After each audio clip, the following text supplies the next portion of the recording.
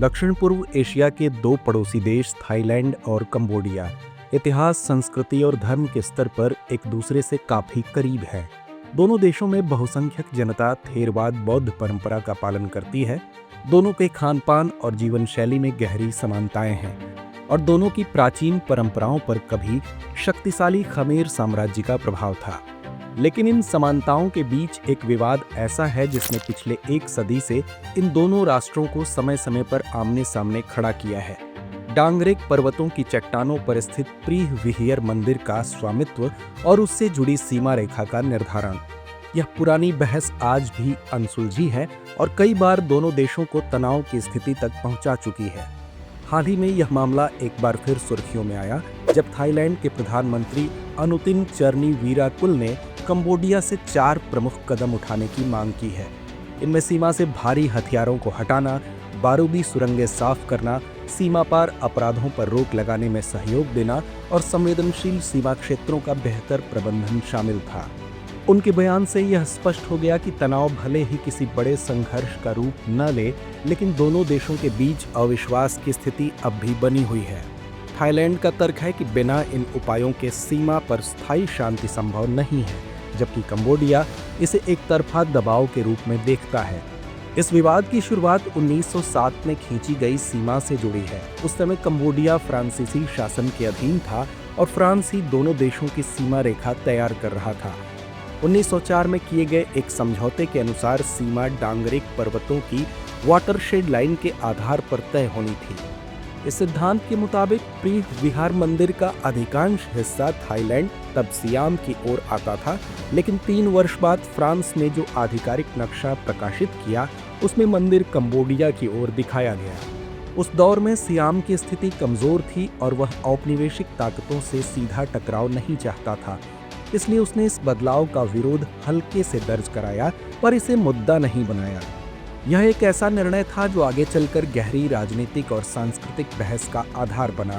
प्रीह विहियर मंदिर सिर्फ एक ऐतिहासिक संरचना नहीं है, बल्कि यह दोनों देशों की सांस्कृतिक स्मृति का हिस्सा है।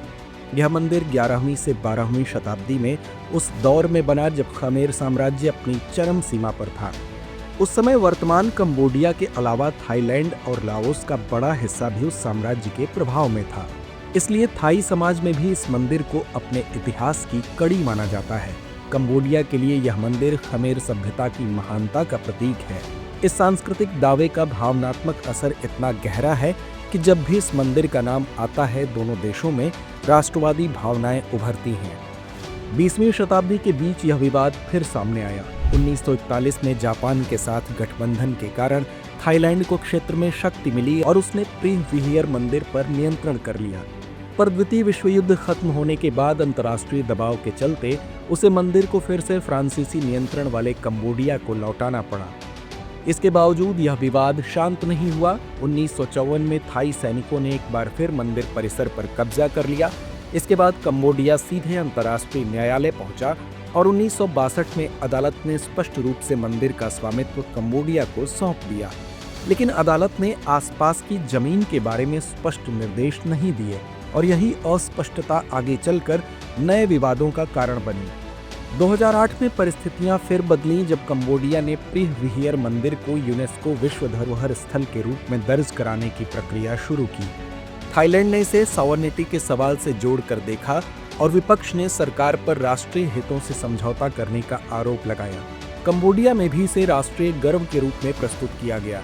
यह मुद्दा राजनीतिक रूप से इतना संवेदनशील बन गया कि दोनों देशों के सैनिकों के बीच सीमा पर कई बार झड़पें हुई। कुछ संघर्षों में जानमाल का नुकसान हुआ और सीमा के करीब बसे गांवों को कई बार खाली कराना पड़ा। इन घटनाओं ने दोनों देशों के लोगों के मन में एक दूसरे के प्रति अविश्वास और गहरा कर दिया।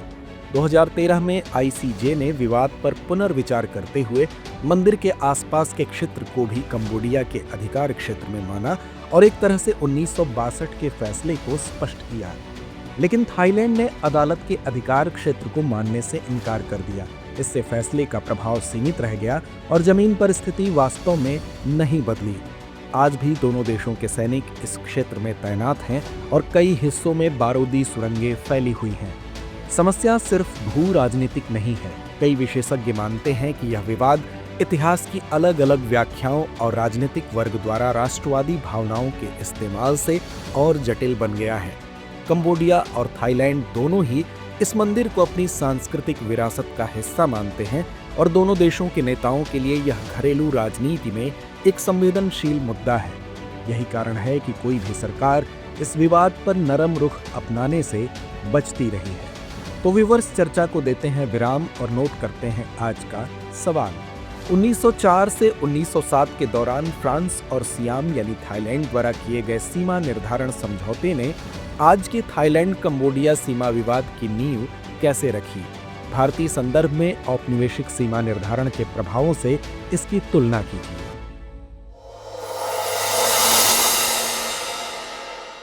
अब एग्जाम की तैयारी को और बेहतर करने के लिए हमारे चैनल को लाइक, शेयर और सब्सक्राइब करना ना भूलें।